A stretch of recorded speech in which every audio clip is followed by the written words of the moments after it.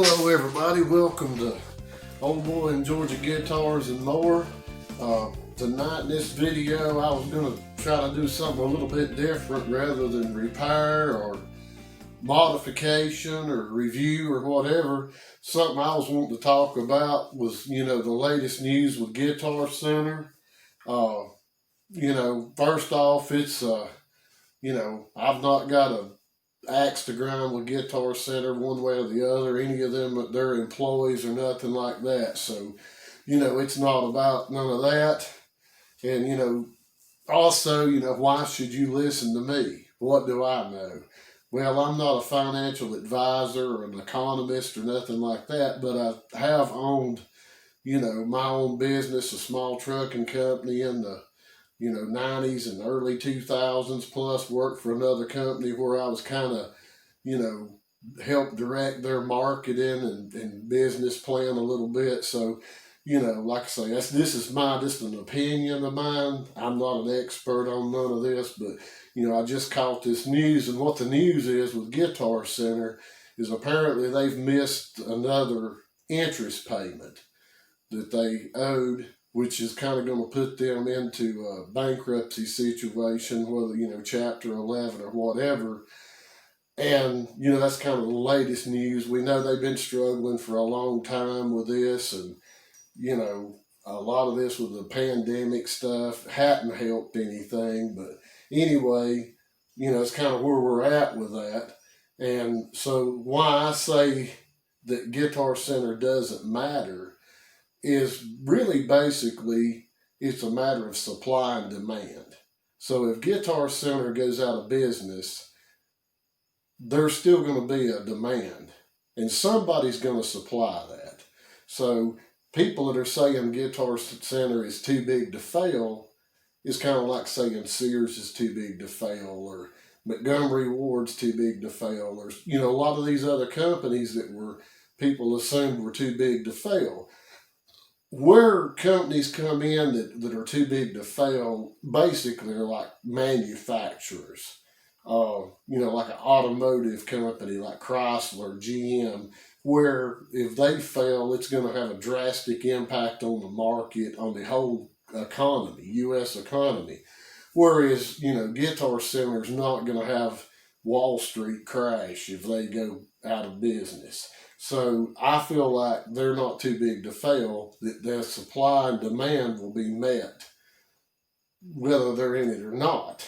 So that's kind of that, and a lot of it comes from their ownership, I think, a lack of a good business plan.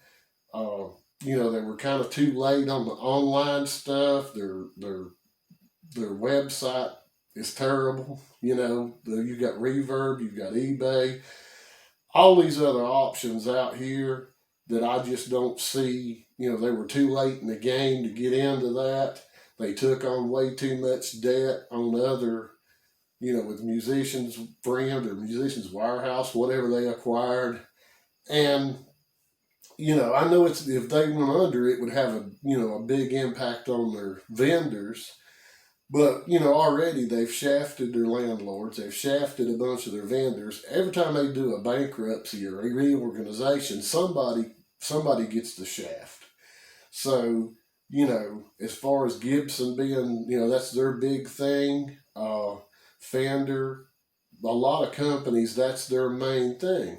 Well, something I learned in the trucking business is don't put all your eggs in one basket. Don't go out there and just haul for one company and depend on one company to keep you going, because if something happens to that, you're out. So that's a problem that's a business decision that they made that they're going to have to try to work around.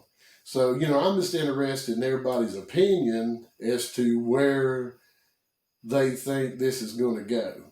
Or are they going to reorganize, whatever? They're already on like a COD thing with some of like Fender and Gibson and people like that. Plus all these landlords that's not got their money. How well are they going to want to work with them on this to come up with something new?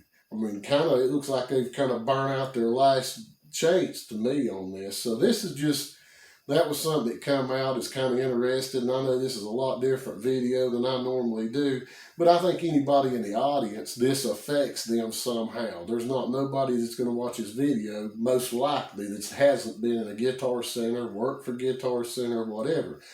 And like I say, this isn't against Guitar Center or any of their employees. I mean, I hate to see people lose their job, but I just feel like with the market the way it is now, a lot of these bigger companies that are kind of set in their ways, Gibson being one of them, have got some real challenges in the new marketplace. So, this was just kind of a short video just to kind of look at that and see what everybody thinks about it. In the next video, we'll be on to doing something with a guitar instead of just talking about this. But this was just kind of interesting to me and something I just like to see people's opinion, hear people's opinion, and I'm sure I'll get them. So anyway, I want to say I appreciate all my new subscribers, all my old subscribers, and if you haven't subscribed, hit the subscribe button, the little bell. If this was something interesting, give me a thumbs up, and watch some of other videos.